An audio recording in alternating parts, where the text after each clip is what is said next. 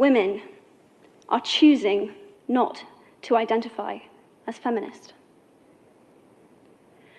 Apparently, I am among the ranks of women whose expressions are seen as too strong, too aggressive, isolating, and anti-men, unattractive even. Why has the word become such an uncomfortable one? I am from Britain, and I think it is right that I am paid the same as my male counterparts. I think it is right that I should be able to make decisions about my own body. I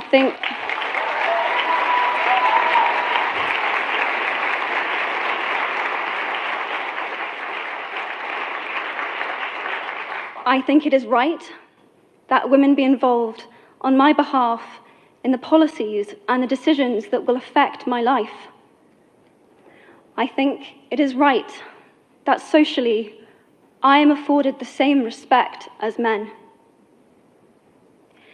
But sadly, I can say that there is no one country in the world where all women can expect to receive these rights. No country in the world can yet say that they have achieved gender equality. These rights I consider to be human rights, but I am one of the lucky ones. My life is a sheer privilege because my parents didn't love me less because I was born a daughter. My school did not limit me because I was a girl.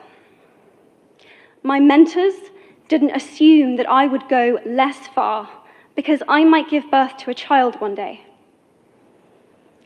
These influences were the gender equality ambassadors that made me who I am today. They may not know it, but they are the inadvertent feminists who are changing the world today. We need more of those. And if you still hate the word, it is not the word that is important. It's the idea and the ambition behind it.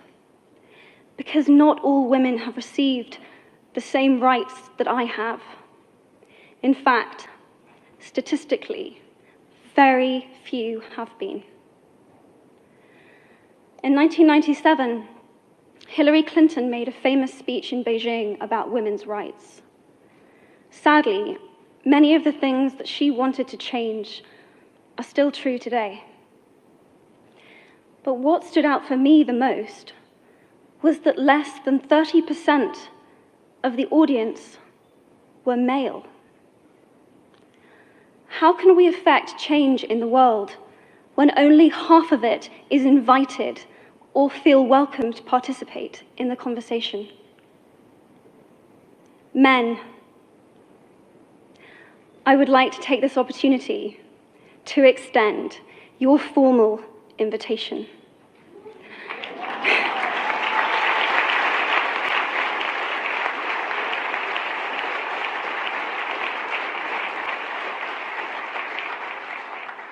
Gender equality is your issue too. Because to date, I've seen my father's role as a parent being valued less by society, despite my needing his presence as a child as much as my mother's. I've seen young men suffering from mental illness, unable to ask for help, for fear it would make them less of a man, or less of a man. In fact, in the UK, suicide is the biggest killer of men between 20 to 49, eclipsing road accidents, cancer, and coronary heart disease. I've seen men made fragile and insecure by a distorted sense of what constitutes male success. Men don't have the benefits of equality either. We don't often talk about men being imprisoned by gender stereotypes, but I can see that they are, and that when they are free, things will change for women as a natural consequence. If men don't have to be aggressive in order to be accepted, women won't feel compelled to be submissive. If men don't have to control, women won't have to be controlled. Both men and women should feel free to be sensitive. Both men and women should feel free to be strong. It is time that we all perceive gender on a spectrum instead of two sets of opposing ideals.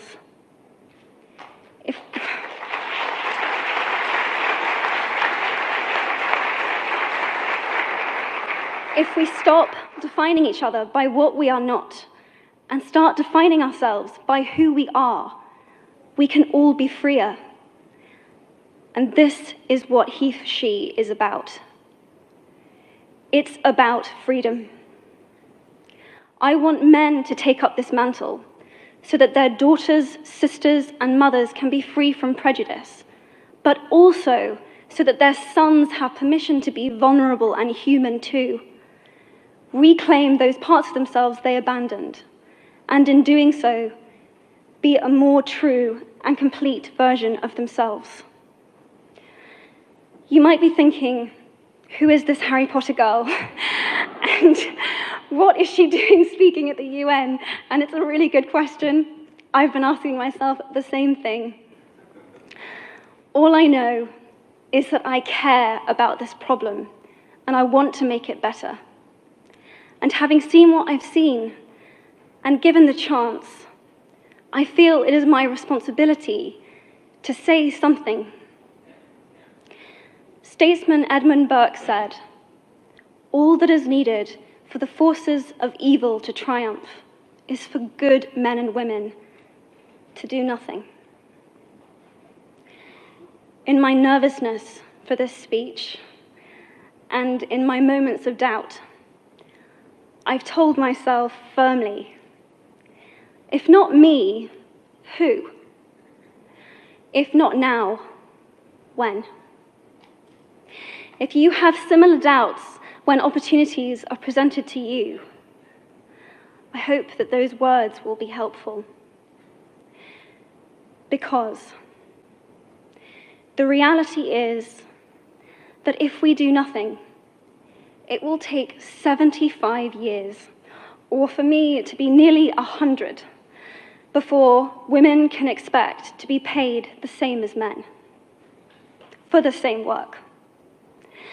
15.5 million girls will be married in the next 16 years as children. And at current rates, it won't be until 2086 before all rural African girls can have a secondary education. If you believe in equality, you might be one of those inadvertent feminists that I spoke of earlier. And for this, I applaud you.